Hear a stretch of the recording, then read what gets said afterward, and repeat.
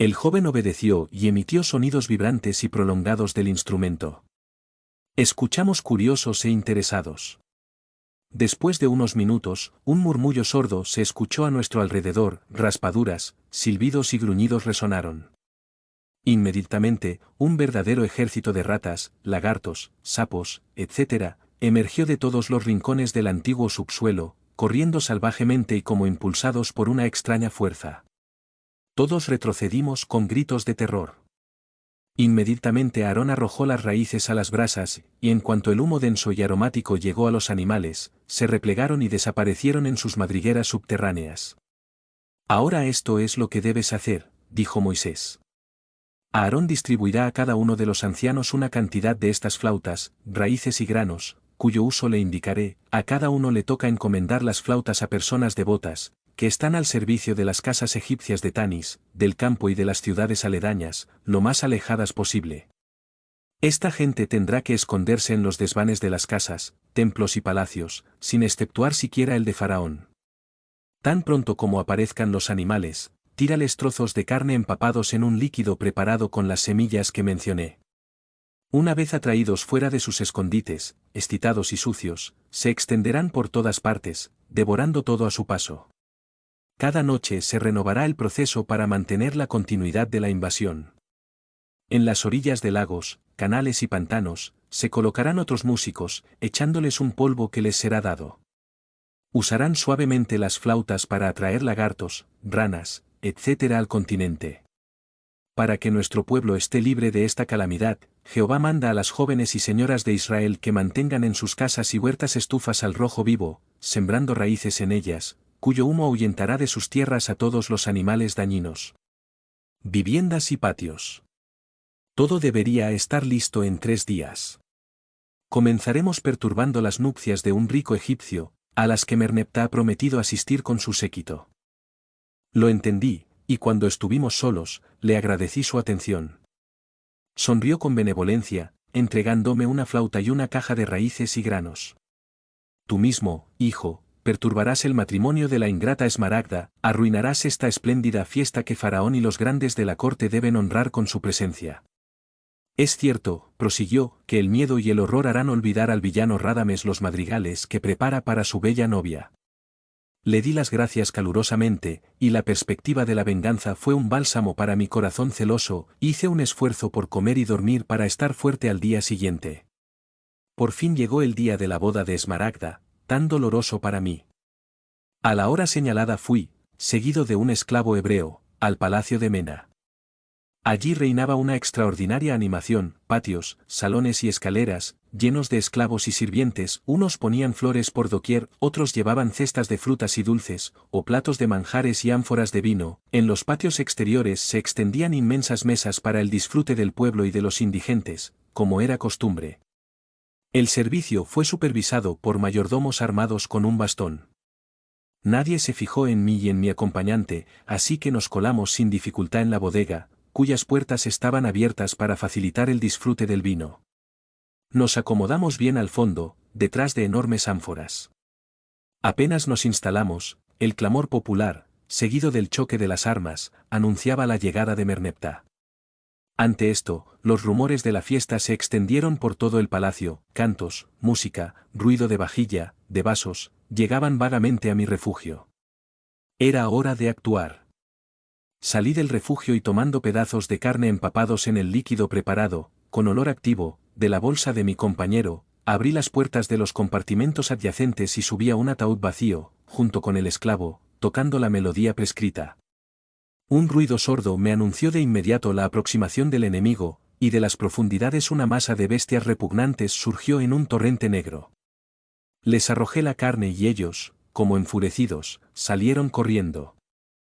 No dejaba de jugar, contemplando, extrañamente impresionado, el desfile que continuaba a mis pies y parecía interminable. Sabía que en todas partes ocurría lo mismo, es decir, que en ese momento Tanis y sus alrededores eran invadidos por este ejército de un nuevo tipo. Angustiosos y ensordecedores, los gritos y llantos me advertían de la lucha contra los invasores. Entonces, pasando la flauta a mi compañero, le ordené, bajo pena de muerte, que no dejé el puesto antes de volver allí y me colé en el patio, con la intención de recorrer los apartamentos y ver con mis propios ojos Esmaragda, la fiesta rota y la cara de asombro de la novia peleando con las ratas. Sin embargo, no pude pasar por el tumulto y la multitud. Merneptah acababa de retirarse, pero la voz de los oficiales aún se podía escuchar afuera, exigiendo boleto. Los invitados se dispersaron tan rápidamente que abandonaron sus caballos, se encabritaron, los coches chocaron, las literas se volcaron. Cada uno se apresuró a llegar a su propia casa, que también había sido asaltada. Finalmente, el palacio fue vaciado, lo que permitió evaluar la desolación extendida por todas partes. Fingiendo venir de afuera, pasé saltando sobre cadáveres de roedores, nadie se fijó en mí, porque los sirvientes, esclavos y mayordomos, todos con lo que podían, luchaban contra las ratas que invadían las mesas volcadas, devorando los manjares del suelo, celebrando con asombrosa voracidad las nupcias de Esmaragda. Subí las escaleras, entré en el magnífico salón, del que había huido precipitadamente la brillante nobleza egipcia. En el centro, una mesa enorme y bien equipada estaba puesta con vajilla de oro y plata, las sillas volcadas, los jarrones y hasta los enormes cuencos tirados al suelo, ánforas volcadas, vinos caros corriendo por el suelo, por todas partes, donde había carne o pastas, grupos de animales asquerosos gruñendo, todos devorándose o mordiéndose ruidosamente.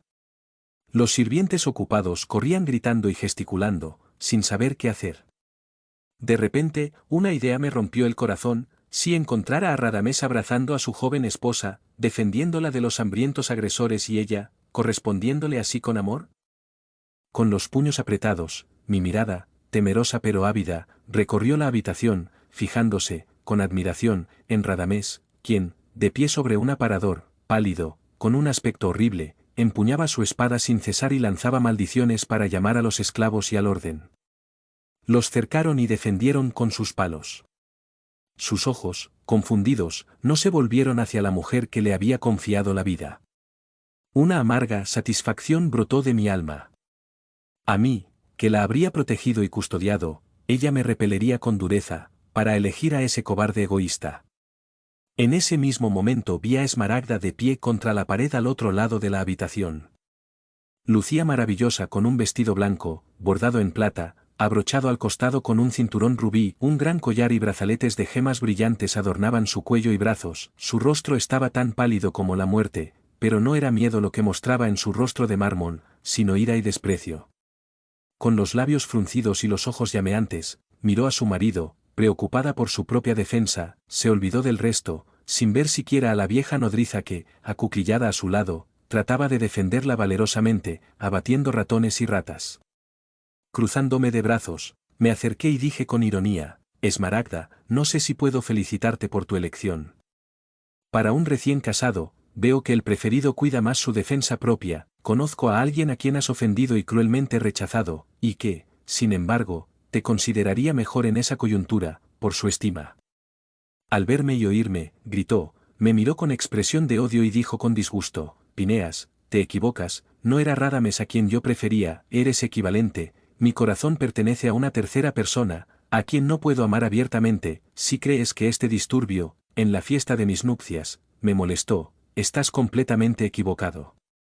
Solo declaro una cosa: estar ligado a ese pelele que se suponía que me iba a defender.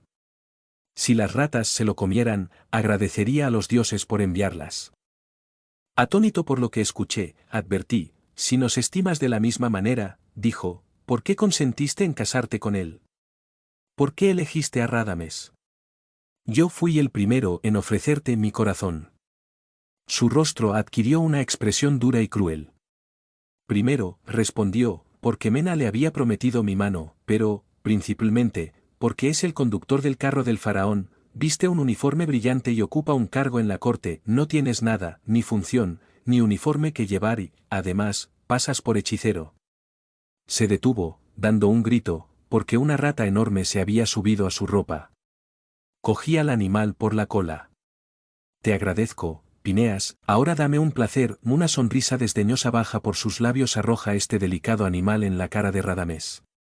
En ese momento estaba mirando al techo, asumiendo que los enemigos también venían de allí. Contento de poder descargar mi ira en alguien, obedecí el sabio consejo de Esmaragda y arrojé al animal con tanta alegría que golpeó a Radames justo en el pecho. clavándole las garras en el cuello. Mientras luchaba, gritando horriblemente, Esmaragda llamó a una esclava, dándome la espalda, me pidió que la sacara de la habitación. Salí furioso. Al llegar a la casa encontré a mi madre desesperada, pues, a pesar de las precauciones tomadas, unas ratas habían invadido y roído un saco de harina. Ella se enfureció, lanzando todo tipo de maldiciones celestiales a Moisés y Enoc. La tranquilicé y después de haber limpiado cuidadosamente la casa yo mismo, los terribles roedores desaparecieron. Me retiré a mis habitaciones y comencé a considerar los acontecimientos. Una cosa me consoló, ya no había amor en el palacio de Mena y el conductor del carro del faraón estaba lejos de conquistar el corazón de Esmaragda. Pero, ¿a quién amaría ella? En vano me devané los sesos, al no encontrar solución, consulté a los invisibles. Con gran asombro supo que su corazón pertenecía a Omifer, un joven apuesto y rico, pero con quien sería difícil casarse, sobre todo con el consentimiento de Mena, porque los viejos odios de sucesivas generaciones separaban a las familias. Esta enemistad, surgida de una rivalidad en materia de amor y favor real, se había envenenado tanto que ambas partes, olvidando el respeto y la compostura, incluso se insultaron en presencia del propio faraón, culminando en un abrir y cerrar de ojos en una pelea física. Forcejeo. Y provocando la muerte de un relevista. Irritado, el faraón condenó al asesino, antepasado de Omifer, a la deportación a las minas, y aunque años más tarde lo indultó en vista de los servicios prestados anteriormente, el odio entre las dos familias había echado raíces, y sobreviviendo al drama del autor, fue galvanizada entre los descendientes por una serie de intrigas y crímenes. Solo la poderosa palabra del gran Ramsés II había puesto fin oficialmente a la misma. Los representantes de las familias enemigas acordaron, ante el rey, darse la mano, jurando olvido y perdón.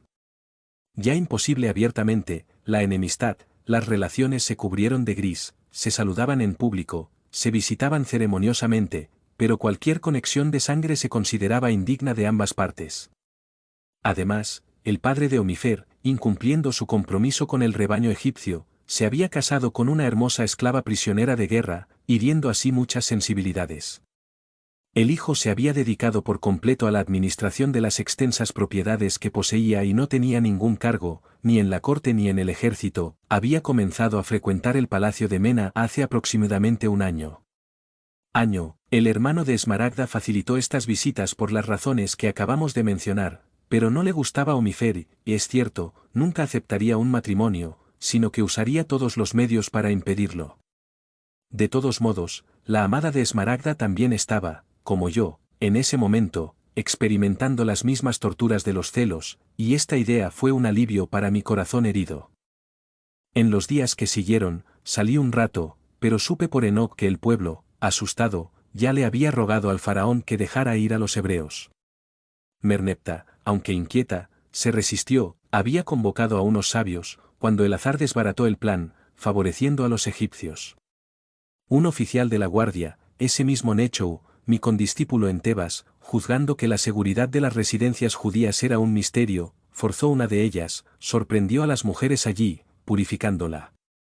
Tomó las raíces, los granos y todo lo que pudo recoger y se los presentó a Merneptah. Así guiados, no fue difícil para los sabios sacar al país de la calamidad. La ira dominó a Moisés. Declaró, en un concilio de jefes de las tribus, que Jehová, enojado por tanta resistencia a sus designios, iba a traer sobre Egipto flagelos más terribles que los que habían precedido.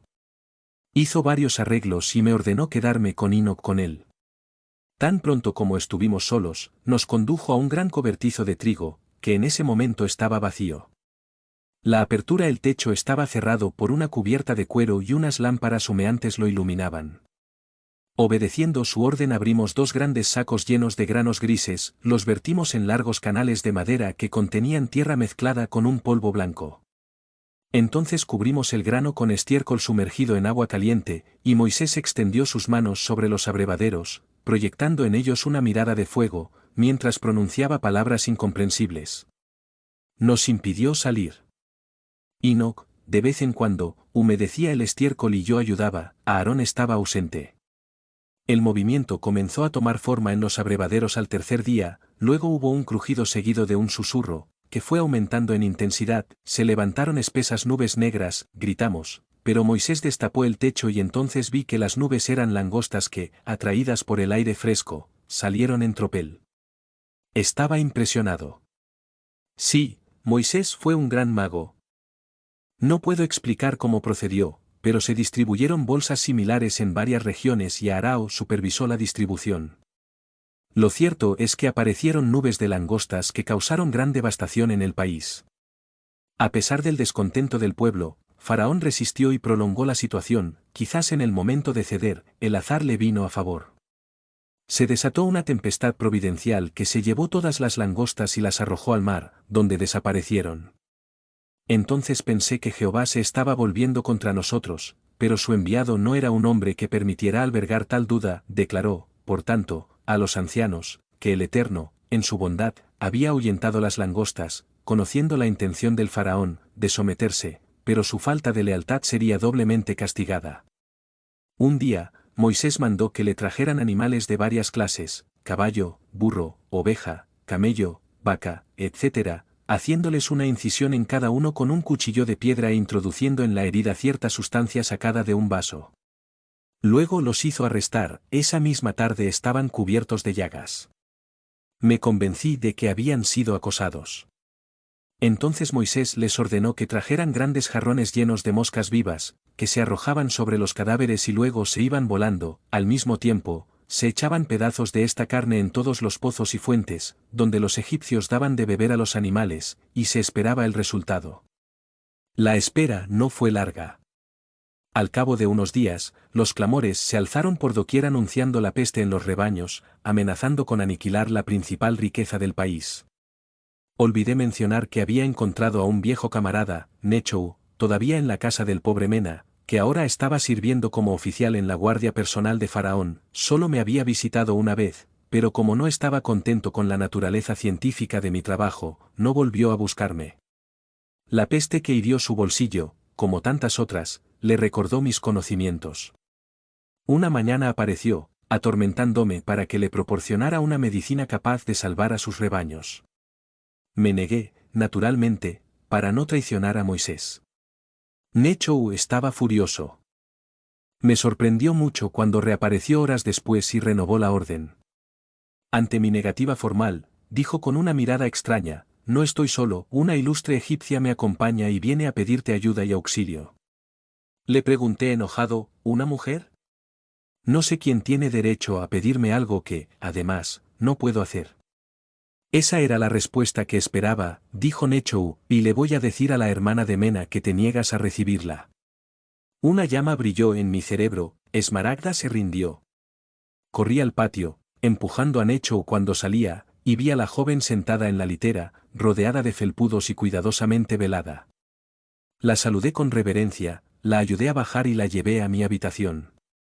La idea de tener en mi casa a la mujer que amaba, que vino a pedirme un pedido, perturbaba mi razón, el corazón latía salvajemente, y vagamente sentí el peligro que amenazaba los secretos del jefe, si Esmaragda me miraba con esos hermosos ojos suplicantes. Se sentó y, después de quitarse el velo, mantuvo la mirada baja. Con voz entrecortada me pidió que le indicara la medicina para salvar sus rebaños, evitando su ruina. Rechacé, se levantó ofendida, pero Nechou se inclinó y le susurró algo al oído.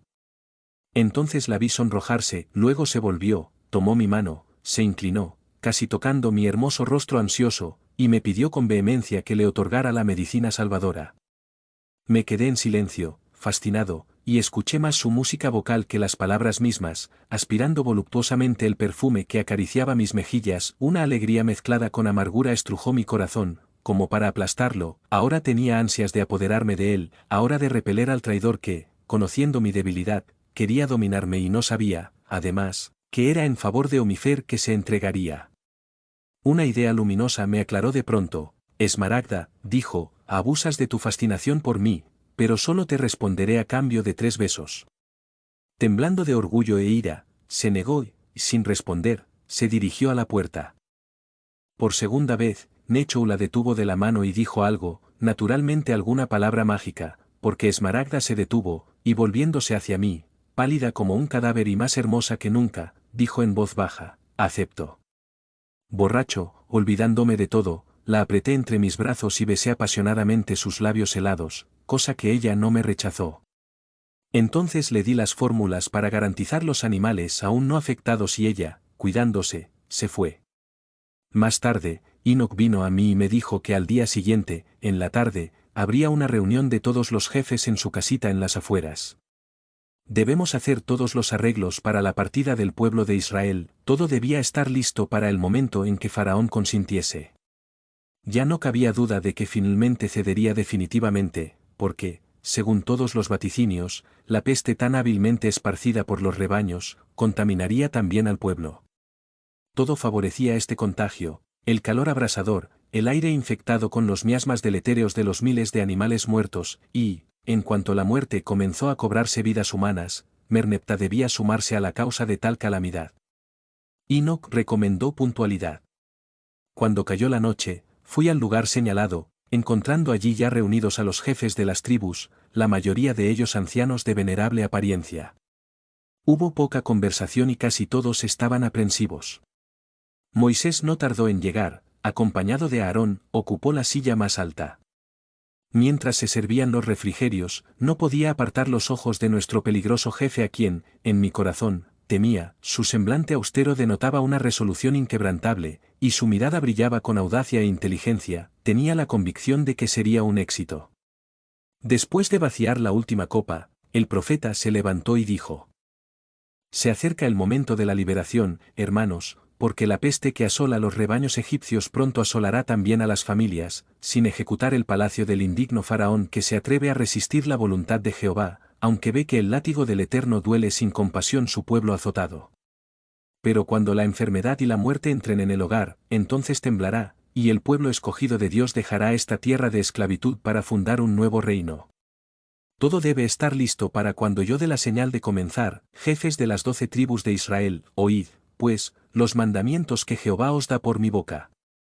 Dígales a sus esposas e hijos que laven, sequen y empaquen su ropa, haz lo mismo con lo más preciado que tengas, por otro lado, reúne a tantos egipcios como puedas en oro, vajillas, joyas y tejidos preciosos, carga las mulas y los camellos con todo el tesoro que puedan llevar, y no temas nada, sois el pueblo elegido de Dios y debéis salir de aquí no como mendigos, sino ricos y poderosos. Necesitas ese oro para fundar un reino y construir un templo. Nada de lo que tenemos quedará en Egipto sino el recuerdo de la ira celestial, debéis, pues, tomar las cenizas del patriarca José como reliquia sagrada, para que la bendición de los antepasados os acompañe a vuestra nueva patria. Con los brazos cruzados religiosamente, los jefes mantuvieron la cabeza gacha. Todo se hará como usted ordena, respondieron al fin, inclinándose. Regresé a casa agitado por los sentimientos más extraños. Como todos los iniciados, sabía que había un solo Dios, superior a todo, tan grande que no había forma de nombrarlo. Pero si Moisés ya se atrevió a desentrañar este gran misterio, ¿cómo se atrevió mientras tanto rebajar a la vulgaridad al Creador del universo, ordenando en su nombre el robo y el saqueo, y proporcionando minuciosos detalles para la partida, el confort y hasta las preparaciones culinarias del pueblo hebreo? Sabía por propia experiencia cuán serios, austeros, pero misericordiosos eran aquellos a quienes los misterios permitían evocar, y que, sin embargo, no eran más que agentes del gran Señor del universo. Osiris o Isis jamás habían ordenado el robo ni autorizado la siembra de muerte y pestilencia, prescribían, en cambio, la virtud y el amor al prójimo, y curaban en todos los templos. En mi terraza, apoyado en la balaustrada, me pasaba horas pensando. La pasión por Esmaragda, el deseo de poseerla, sin embargo, mataron en mí todos los escrúpulos. ¿Qué me importaba, después de todo, los dioses y los egipcios, una vez que realicé mi ideal de felicidad? Pasé los días inmediatos en una impaciencia e inquietud indescriptibles, caminaba de un lugar a otro durante horas, en mi habitación o en el jardín, siempre con la esperanza de que alguien viniera a decirme que la terrible enfermedad estaba afectando a la población. Si golpeaban a Esmaragda, vendría a buscarme y luego podría tratarla y secuestrarla más fácilmente. Finalmente, una tarde vino mi madre a informarme, muy aprensiva, que en nuestra calle había 3 familias contaminadas.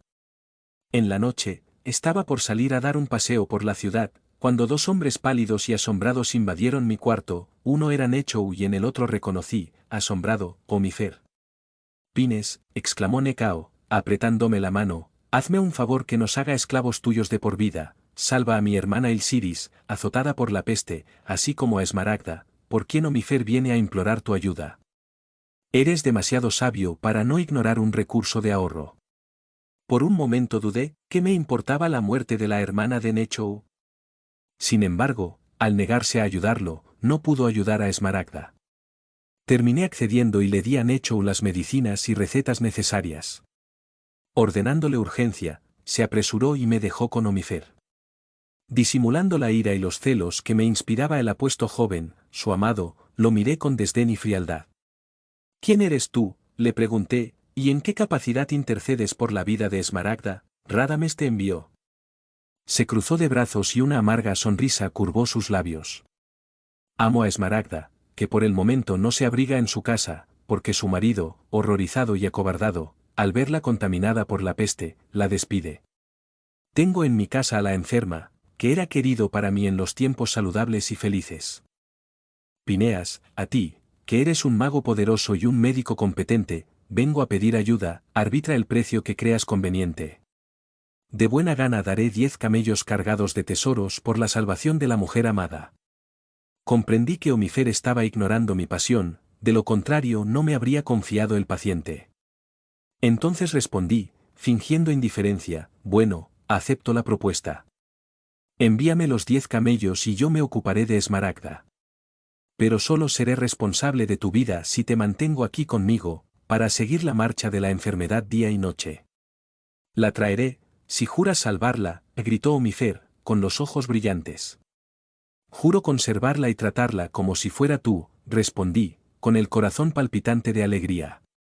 Se fue y busqué a mi madre para avisarle de la llegada de los camellos y pedirle ayuda para preparar cuanto se necesitaba para recibir a Esmaragda.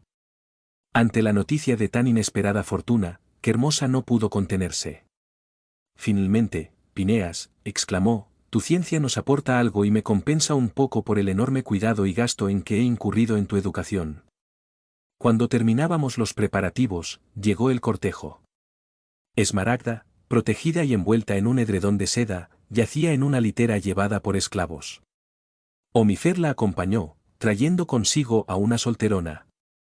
Acostamos a la enferma en su cama y despedí a Omifer diciéndole que podía venir al día siguiente, porque por el momento necesitaba estar a solas con la enferma, para pronunciar, bajo los rayos de la luna, los conjuros necesarios. Tan pronto como se fue, me quité el velo que aún la cubría y me incliné ansiosamente hacia el hermoso rostro impasible. Parecía débil por la blancura de la sábana que la envolvía, gran mancha violeta en el cuello y el brazo, inmediatamente me advirtieron de la gravedad de la enfermedad. Me olvidé de todo por un instante y me dejé embelesar en la contemplación de la bella criatura, tendida, como una estatua de mármol, enmarcada por la masa de cabello negro azabache. Por fin, monólogo apasionado, aquí estás en mi casa y ninguna fuerza te arrebatará de mis manos, me seguirás lejos de Egipto y me amarás. Esos puntos negros me devolvieron a la realidad, debía intervenir sin demora, si no quería dejar perecer el fruto de mi victoria. Con toda la fuerza de voluntad concentrada, fijé mis ojos en aquel rostro que podría contemplar por una eternidad, y levantando las manos sobre el cuerpo de la enferma, apliqué trazos longitudinales de pies a cabeza. Un calor vivo se extendió por todo mi cuerpo, acompañado de un sudor profuso, el menor crujido, como de brasas, entumecía mi cerebro sin quitarme la lucidez. Todas mis facultades mentales estaban en pleno apogeo, solo que más vivas y más agudas. En la penumbra de la habitación, noté que, a cada paso, salían chorros de humo azulado y brillante de las yemas de mis dedos y esa cascada plateada caía sobre el paciente, y parecía absorberlo, exhalando, a su vez, un espeso vapor negro, que, poco a poco, fue disipando, dejando el cuerpo de la enferma como envuelto en una nube azul plateada. Su apariencia también sufrió varios cambios. La palidez cadavérica fue reemplazada por un rubor ardiente y febril, a la inmovilidad, contracciones repentinas, luego todo se resolvió en un sueño profundo y pacífico. Fue entonces cuando me di cuenta de que los efluvios plateados que salían de mis dedos se habían convertido ahora en un humo espeso, rojizo y cáustico, comprendí que ya no eran fluidos benéficos, dados por los invisibles, que yo expulsaba, sino la fuerza vital misma, y por lo tanto tenía que descansar. Saqué una silla y me senté en ella. Miró a Esmaragda con sentimientos muy diferentes. Su respiración era suave y tranquila, su mano empapada de sudor caliente, lo que indicaba que el mayor peligro había pasado.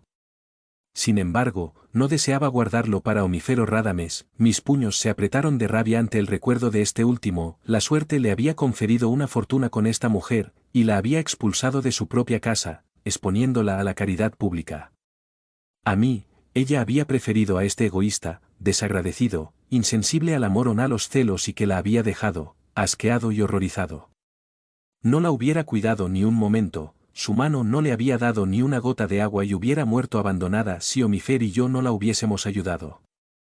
Sin duda, se merecía este ultraje y esperaba con alegría el momento en que recobrara el sentido, revelarle todo y verla ruborizarse de indignación, su boca a menudo tan dura y desdeñosa contraída por el orgullo ofendido. Sin embargo, envidié la indiferencia de ese Radamés que, tranquilamente, sin remordimientos, había borrado de su memoria a aquella mujer de fascinante belleza, mientras yo, loco, me había unido a ella por un amor fatal, que ninguna afrenta ni desprecio podía destruir. Sacudí estas reflexiones con un suspiro. Era hora de preparar una medicina. Usé un gran vaso de alabastro lleno de agua y puse mis manos sobre él mientras pronunciaba una evocación, el mismo líquido azulado se escapó de mis dedos y llenó el jarrón con una llama deslizante, y le entregué un vaso a Esmaragda, quien lo bebió con avidez y se quedó dormida poco después. Llamé al sirviente y le ordené observar los más mínimos movimientos del paciente, subiendo a la terraza, sumamente cansado. Allí me acosté en una estera cubierta con alfombras y caí en un sueño profundo. A la mañana siguiente vino Omifer y le permití ver a Esmaragda todavía dormida. Al notar el sueño apacible y el ligero rubor de las mejillas, levantó las manos al cielo en oración silenciosa, luego le expliqué que la enferma estaba sumamente débil y necesitaba un largo y absoluto reposo, diciéndole que evitara verla o hablar con ella. Nada le impidió confiar ciegamente en mí, y solo me pidió que le diera, de su parte, un rico ramo de lirios y rosas. Despedido. Puse las flores en un jarrón, cuando la paciente despertó, le serví un cordial. Al verme inclinado hacia ella, parecía profundamente disgustada. No quiero nada de ti, dijo con acritud. Debes beber, Esmaragda, si no, no te daré el ramo que trajo Omifer. Me tendió la mano, pero le advertí, no te lo daré antes de que lo bebas. Después de hacerlo, le entregué las flores y ella las besó. Muchas gracias, Esmaragda, estas rosas son mías y no las desprecies por eso, en cualquier caso, fue tu Omifer quien te trajo aquí para que te curaras. Entre disgustada y molesta, guardó mis flores y volvió a dormirse. Las siguientes semanas fueron tranquilas y felices para mí, a pesar de la terrible epidemia que asoló la ciudad y el país, pocas familias egipcias quedaron ilesas del flagelo, y la desesperación estaba en su apogeo. Mi madre ganó mucho en estos tiempos angustiosos, vendiendo medicinas preparadas por mí. Yo, por mi parte, permanecí escondido, esperando impaciente la orden de marcha, habiendo ya tomado todas las medidas para transportar el tesoro viviente, secuestrado a Omifer. Esmaragda sobrevivió a la terrible enfermedad y se habría liberado por completo de la extrema debilidad que aún la mantenía en cama, si no la hubiera entretenido deliberadamente para mantenerla en casa. La convencí, al igual que a Omifer, de que era un remanente de la enfermedad y que el menor cambio o emoción podía desencadenar una recaída. No había sido reclamada por su excelente esposo Radamés, quien ni siquiera se había dignado a preguntar por ella. Omifer visitaba a menudo a su amada, pero sobrecargado de tareas, no podía quedarse mucho tiempo. Lo bueno de su presencia era la manifestación de un profundo reconocimiento de mi persona, y eso hacía a Esmaragda menos rebelde y hasta bondadosa, por momentos. Pero una mujer es siempre una mujer, es decir, curiosa y habladora. Esmaragda estaba aburrida, quería saber las noticias, los rumores que corrían en la ciudad y en la corte, y así, además de médico, cumplía mi papel de novelista. Durante las largas horas que pasé junto a su cama, me sentí más en el cielo que en el infierno. Para no exacerbarla, escuchó mis gestos de amor, impuso serenidad en sus palabras y en su expresión fisonómica, pero no pude contenerme cuando, admirablemente vestida de blanco, se acomodó como una gata sobre los cojines de la cama, diciendo caprichosamente: Pineas, estoy muerta de aburrimiento, dime algo. Bueno, no solo quería distraerla sino también educar a la mujer que ya consideraba mía, para que fuera una compañera de toda la vida. Así, cuando por la ventana abierta contemplamos el cielo estrellado, le hablé de aquellos mundos lejanos y de su influencia en nuestros destinos, le describió las maravillas de la región donde esperaba vivir algún día con ella, después de todo, explicaba las leyes de la reencarnación, no como se enseñaban a la gente sino como las entendían los sacerdotes. Me escuchaba con los ojos brillantes, llenos de curiosidad, pero, a pesar del ardiente deseo de estrecharla contra mí, no pude, muchas veces, pensé que no era la primera vez que nos veíamos y que un pasado misterioso nos separaba. En aquellas largas horas de confidencias, me saturaba cada vez más del veneno embriagante, olvidándome de Moisés y de la peste, que además de mi casa hería a los hombres y llenaba el aire de gemidos y lamentos. No vio nada más que a Esmaragda, con quien podía ir en cualquier momento para aplicarle pases magnéticos, que le proporcionaban beneficios extraordinarios.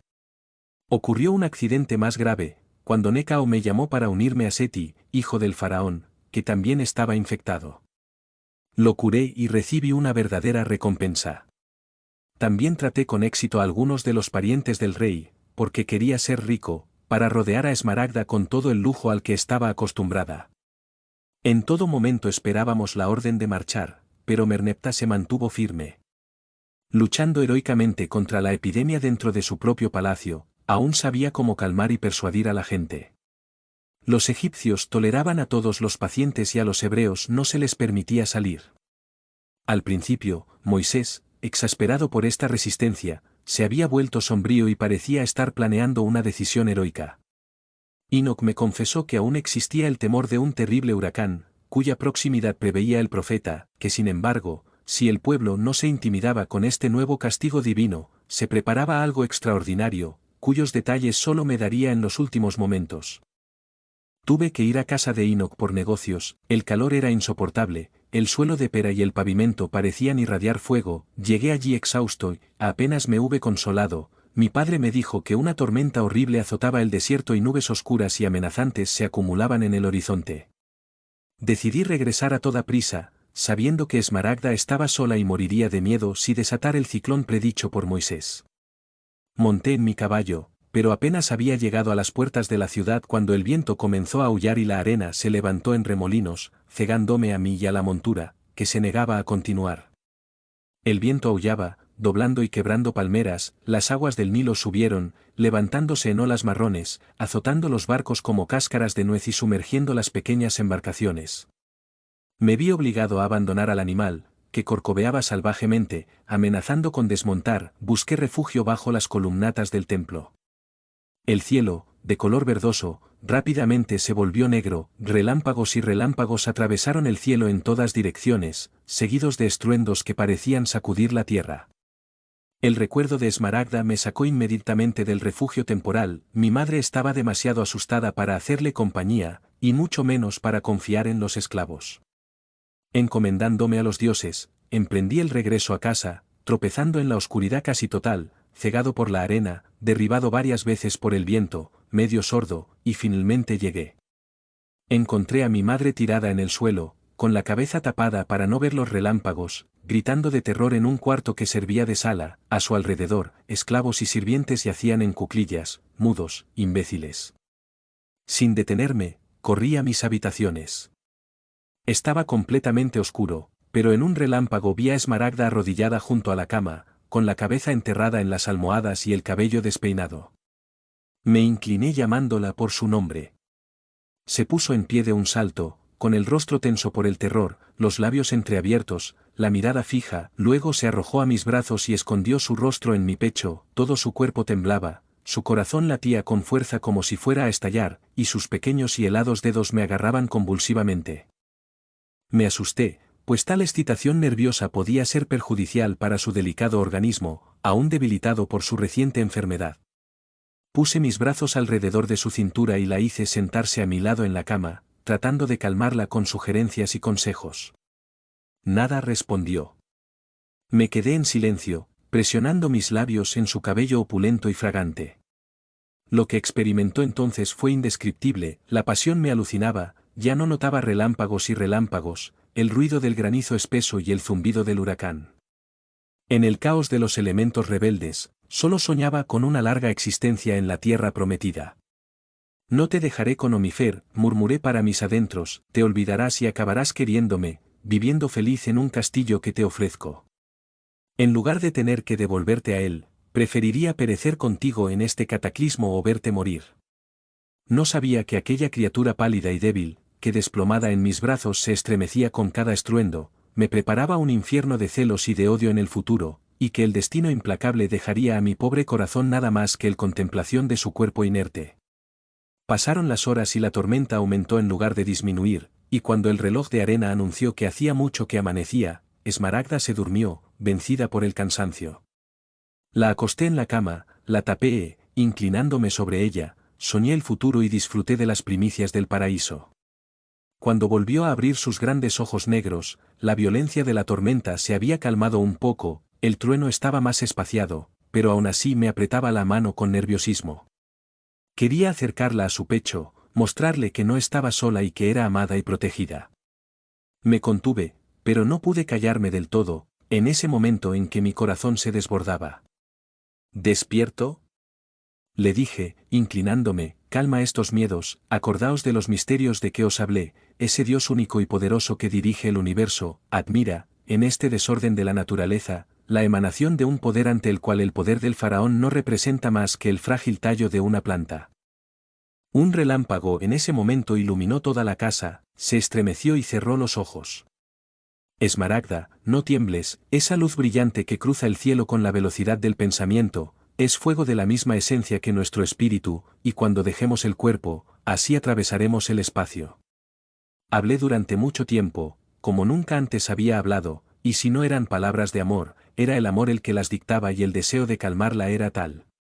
Genial, que por fin se calmó. Una sonrisa infantil abrió sus labios rosados.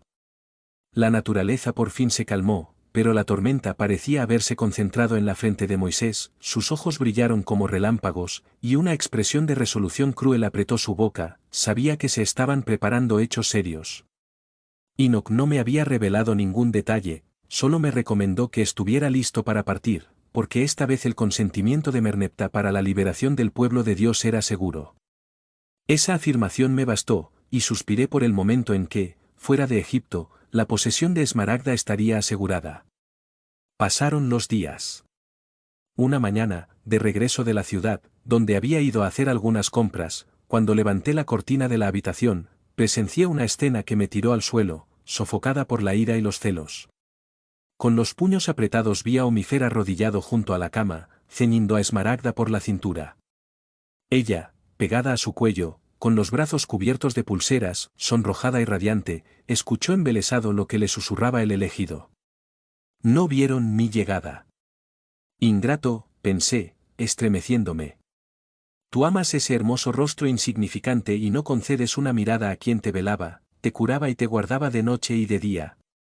Pues, ensancha tu amor por última vez, canta el canto de despedida al sonriente Tanis, en las 100 puertas de Tebas, porque nunca las mirarás y entonces, solo yo quedaré para ti.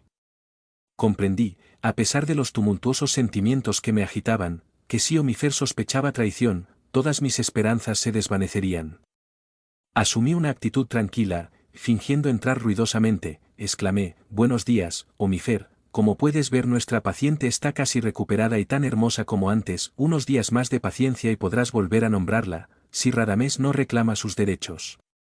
Y, de paso, dime, ¿qué debo responder a ese noble egipcio, que hoy vino aquí para saber cuándo su esposa podrá regresar a su hogar? Esmaragda palideció, ¿nunca? Exclamó enérgicamente, viviré de nuevo con Radamés. Mi padre sirvió fielmente al faraón y los templos de Tebas lo inscribieron entre sus bienhechores, me arrojaré a los pies del rey y de los sumos sacerdotes, para que me libren de este hombre. Tranquila, querida, dijo Omifer, Radamés perdió todo derecho moral de detenerte, al negarte asilo en tu propia casa, cuando estabas enferma y moribunda, rompió así los lazos de amor que te ponían bajo su protección. Se siguió hablando del tema, hasta que Omifer se despidió prometiendo volver pronto. Apretando mi mano con fuerza, dijo, te lo agradezco, Pineas. Te estoy agradecido por el resto de mi vida. Dentro de unos días os liberaré del enfermo y los 10 camellos llegarán hoy aquí. Permítanme agregar un hermoso caballo sirio, que me trajeron hace unos días. Gracias. Y como estaba demasiado alterado para hablar con Esmaragda, salí a la terraza, donde, recostado, la observé con cautela. Absorta en los recuerdos de la entrevista con Omifer, ni siquiera se dio cuenta de mi partida, apoyada en los codos, sacudía su hermosa cabeza, sonriendo feliz, mientras sin duda imaginaba el maravilloso futuro que le esperaba. Espera entonces, me dije, devorándola con los ojos, puedes soñar bajo la tienda que te armaré en el desierto, pero el sueño es fantasía y la realidad seré yo. En ese momento entró un esclavo que, inclinándose con los brazos cruzados, anunció que el noble Radames, conductor del carro del faraón, acababa de llegar y deseaba ver a su esposa. Esmaragda lanzó un grito ahogado. No.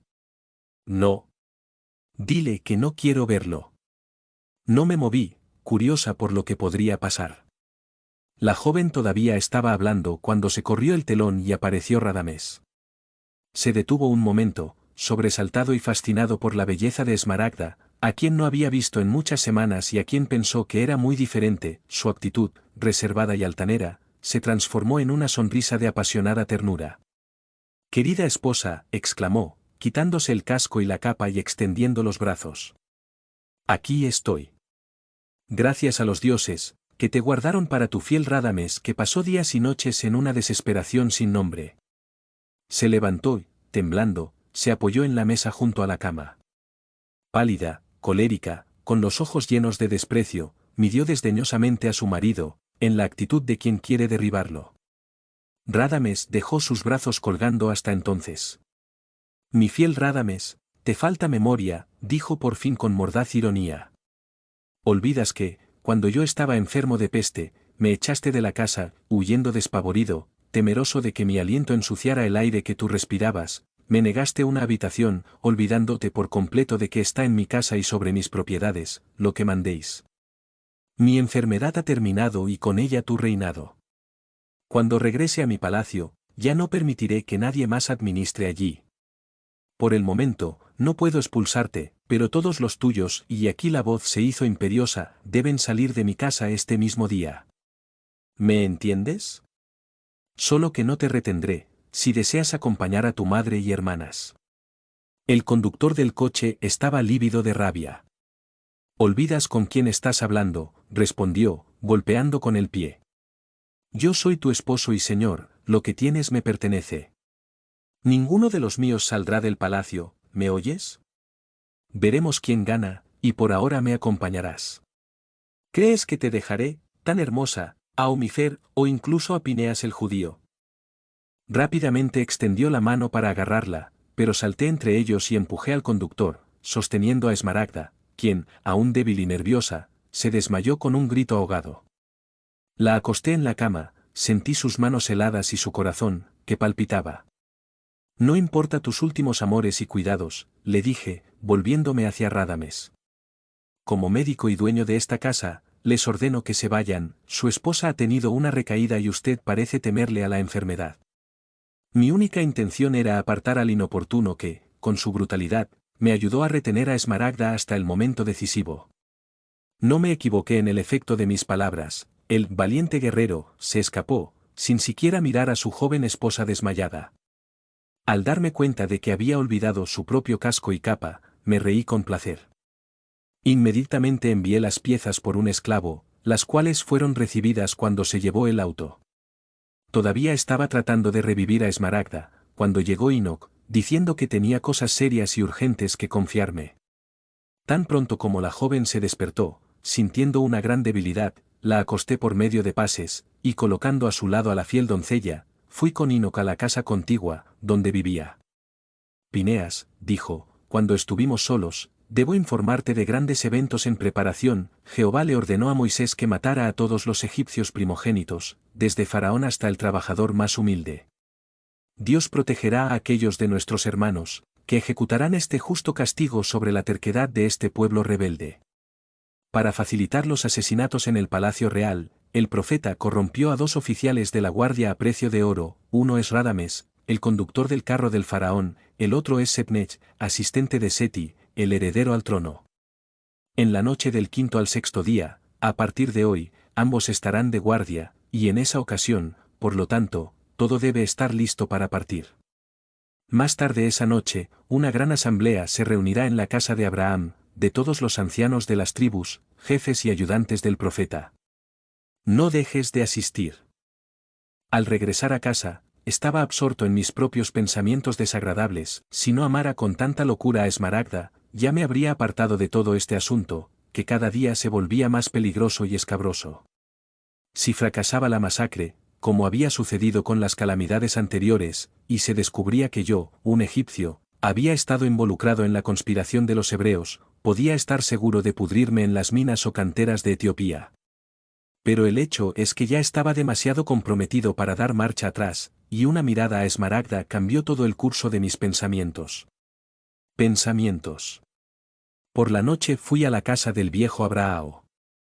Ya conocía a este judío rico de la casa de Enoch donde nos habíamos conocido, era un hombre cruel y codicioso, imbuido de un odio fanático contra los egipcios, poseía inmensos rebaños, dirigía un ejército de sacerdotes y su influencia sobre los ancianos era considerable.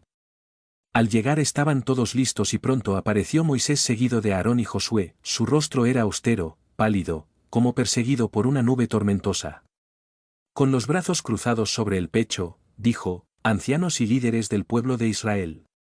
La terquedad de los egipcios y de su rey, su rebeldía contra los designios de Jehová, les quitó la paciencia.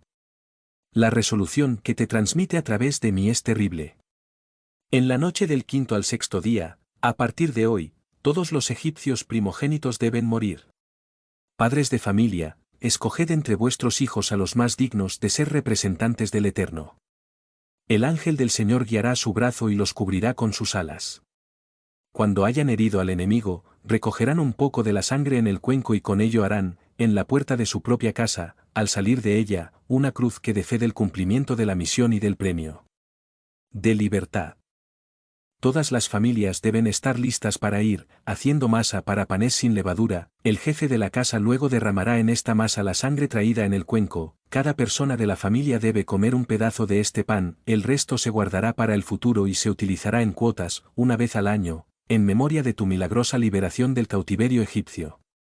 Todos los padres deben transmitir este precepto al primogénito de su familia, de generación en generación, mientras exista el pueblo hebreo. Porque estas son las palabras de Jehová: quiero mostrar a todos que amo a este pueblo más que a ningún otro, y que me vengue de cada gota de sangre derramada por el faraón que mandó matar a vuestros hijos varones. Salvé a uno de ellos, para que viniera ante ti como mi mensajero, y él te repite que en cuanto mi pueblo beba la sangre de sus enemigos, Moisés, haciendo fila y haciendo eco con su voz metálica, añadió: será, sin embargo, 3 veces maldito quien traicione el juramento, de secreto inviolable sobre este misterio, establecido por el mismo Eterno, el tal sufrirá una muerte horrible, y su descendencia será destruida por calamidades peores que las que sucedieron al país indigno, porque Jehová es infinito en su misericordia para con los fieles, como implacable en su ira contra los desobedientes, y dice a todos ustedes: ojo por ojo y diente por lente. Fijó su mirada de fuego en toda la asamblea, atónita y temblando, y enmudeció. Entonces, todos lo rodearon besándole los pies, las manos, la ropa, y con palabras entrecortadas proclamaron el poder de Jehová y su agradecimiento al gran profeta escogido para librarlos. La envidia, por primera vez, asaltó mi corazón. ¿Por qué, pensé, no se me ocurrió la idea de que este hombre capaz me hiciera rey de Israel? Como él, yo también fui iniciado en las ciencias secretas y no me habría faltado energía, pero quién sabe. Quizá en aquel lejano país, donde Moisés quiso conducir a los hebreos, aún tuvo ocasión de suplantarlo y ocupar el lugar que se preparó. Mi corazón latía con violencia y la ambición desplegaba en mis ojos un futuro de riquezas y poder. Como Moisés, también podía usar el nombre de ese Dios cruel, que mandaba el robo y el asesinato, y cuyo lema era: ojo por ojo y diente por diente. Palabras fundamentales pero tremendas del Antiguo Testamento, que se incrustaron en el alma de los pueblos, haciendo correr ríos de sangre, y que, por su tenacidad, cuando llegué a la casa, le informé a mi madre y ella me ayudó a terminar los últimos preparativos para la partida. Empacamos mis papiros y las medicinas más necesarias, los caballos, mulas y camellos fueron traídos de los pastos y reunidos en el pequeño patio interior, listos para ser cargados. transportaría a Esmaragda dormida y drogada. Para acomodarlo a lomos de un camello, preparé un cesto largo de mimbre, forrado de seda y tapado con agujeros para permitir la renovación del aire. También por tu bien adquirí una rica tienda tapizada en seda fenicia, veteada de blanco y azul, con soportes y vigas doradas, así como cojines, mesas, sillas de marfil y ébano, todo para que mi amada, acostumbrada al lujo principesco, no se lamentaría en su morada errática. Esmaragda apenas sospechaba tales preparativos. Después de la escena con su esposo, mostró abatido y nervioso. Omifer la visitó 2 veces, pero le prohibí regresar por unos días, alegando que su presencia exacerbaba la enfermedad. Pretextó un viaje imprescindible, para no molestar a la joven con su ausencia. Tranquilizado así, pude ocuparme con diligencia de los muchos asuntos que me habían sido encomendados por orden de Moisés, ya que para cada cuadra de la ciudad se había nombrado un capataz, encargado de visitar las casas de los israelitas, dirigir los preparativos y ver que todo estaba listo, sin dejar nada atrás. La noche decisiva finalmente llegó. Le entregué a mi madre el narcótico para Esmaragda, pidiéndole que la vistiera para el viaje, teniendo todo listo para mi regreso. Después de estos arreglos, partí para la última inspección. Extraño era el aspecto de aquellas casas, tan apacibles exteriormente, pero sumamente agitadas en cuanto traspasaba sus umbrales. En todos los patios las bestias de carga iban pesadamente cargadas.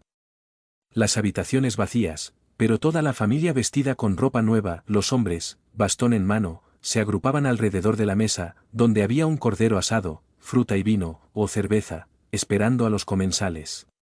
En ninguna parte faltaba el comedero de madera que contenía la masa cruda.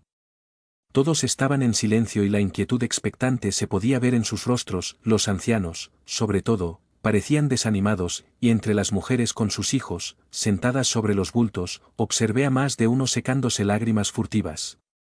Encontrando que todo estaba en orden, fui a la casa de Abraham, donde Moisés iba a pasar la noche memorable, y donde Enoc también me había citado. La entrada estaba cuidadosamente vigilada, y solo después de la contraseña acordada, pude abrirla. Crucé 2 patios enormes, llenos de mulas y camellos cargados. La casa parecía hundida en un profundo silencio, pero Enoc, que me esperaba en la puerta, me condujo a una habitación luminosa, pero oculta a la vista exterior y en cuyo centro había una mesa llena de manjares. También allí la masa cruda. En un rincón se apiñaban 100 hombres, mujeres y niños de todas las edades y sirvientes de Abraham. Al otro lado, la familia y algunos parientes cercanos, y al fondo, solo, sentado en una mesita, Moisés con la cabeza apoyada en la mano. Profundas arrugas surcaban su frente, la boca contraída, destellos brillantes en los ojos. ¿Pensaría en la masacre o, si no lo conseguía, en la necesidad de renunciar al trono de Israel? Aarón y Josué, los 2 fieles compañeros, permanecían inmóviles detrás del líder irreductible. En silencio, me senté junto a Enoc y examiné la gran asamblea. En algunos rostros no pude encontrar una expresión de alegría y confianza en la esperada libertad, sus cabezas permanecieron bajas, y los viejos, apoyados en bastones de viaje, suspiraron largamente, como para denunciar que les resultaba doloroso dejar los lugares donde vivían y encanecieron, para enfrentar las desgracias de un viaje cuyo propósito ignoraban. Cuando el organismo senil solo requería reposo. Sin quererlo, se me ocurrió la idea de que si un hombre enérgico supiera arengar, demostrando a aquel pueblo los riesgos que corría al abandonar Egipto para enfrentarse a un futuro desconocido, la multitud vacilante retrocedería y pocos acompañarían a Moisés. También noté una extraña agitación entre los miembros de la familia de Abraham, cuya esposa no dejaba de llorar y hasta él parecía desesperado. ¿Qué significa la tristeza de nuestros anfitriones?, le pregunté a Enoc en voz baja. La hija desapareció, creyéndose enamorada de un joven egipcio. Abraham teme que haya traicionado nuestro secreto para salvarlo. Pasaron algunas horas de plomo. Moisés, incapaz de dominar su inquietud interior, se había dirigido a la terraza, sondeando 2 veces el cielo estrellado. La puerta de la sala se abrió de pronto con un portazo y apareció una joven pálida, despeinada, con la ropa despeinada, apretándose un puñal ensangrentado en el pecho y sosteniendo en la otra mano un jarrón, en cuyo fondo se podía verter un líquido negro. Visto. Al verla, la esposa de Abraham dio un grito, extendiendo los brazos hacia él, pero la muchacha no pareció advertirla ni oírla, sus ojos brillaban y su rostro mostraba un odio feroz. Avanzando hacia Moisés, le presentó la vasija, está muerto. Yo mismo lo maté, dijo con la voz entrecortada. El profeta tomó el arma y el vaso de sus manos, pero no tuvo tiempo de hablar, porque la puerta ya se abría de nuevo para dejar entrar a un hombre vestido con un largo manto blanco, la cabeza cubierta por un velo negro, que se adelantó presuroso. Vi que era Eliezer, enrojecido y triunfante, con una pesada vasija de oro tachonada de gemas en su mano derecha. El mandato de Jehová se cumplió, el ángel exterminador guió mi brazo. El hijo del faraón está muerto, exclamó emocionado. El semblante de Moisés se iluminó con una cruel sonrisa de satisfacción y victoria, por un momento levantó los ojos y los brazos al cielo, luego tomó la vasija, vertiendo la sangre del heredero del Alto y Bajo Egipto en la masa preparada, la amasó y dijo con voz sombría, así debéis hacer siempre y en todo lugar, conmemorando la hora solemne en que el ángel del Señor quitó de vuestro cuello el yugo de la servidumbre, bebiendo la sangre de los enemigos, triunfarás. Atrapados en una emoción supersticiosa, todos se postraron y Moisés fundó en aquella noche memorable el gran misterio de la comida cruenta, que, en parte, se ha perpetuado hasta nuestros días entre los descendientes del pueblo de Israel. Los rayos del sol naciente iluminaban la residencia de Abraham. Cuando se escucharon violentos golpes en la puerta principal, eran 2 oficiales de la guardia de Faraón, seguidos de un destacamento de soldados que, por todas partes, buscaban a Moisés, llamado a presentarse inmediatamente ante Merneptah. Al recibir la llamada, una sonrisa irónica curvó los labios del profeta. Siguió a la escolta, ordenándonos que lo esperáramos. Siguieron horas de dolorosa anticipación. Finalmente, regresó, con el rostro en llamas y los ojos llameantes, anunciando con una voz que resonaba como una campana de bronce, el gran faraón Merneptah me autorizó a capitanear al pueblo de Jehová y emigrar con ellos, sin perder un momento. Antes de la puesta del sol debemos haber abandonado Tanis, partid, pues, sin demora, rumbo a la ciudad de Ramsés, que he designado como lugar de reunión para todas las tribus. Pero antes de dispersarnos, demos gracias al Señor. Levantando los brazos, se postró y cantó, Aleluya. Te damos gracias, Señor. La asamblea en coro hizo lo mismo, y luego todos se fueron apresuradamente.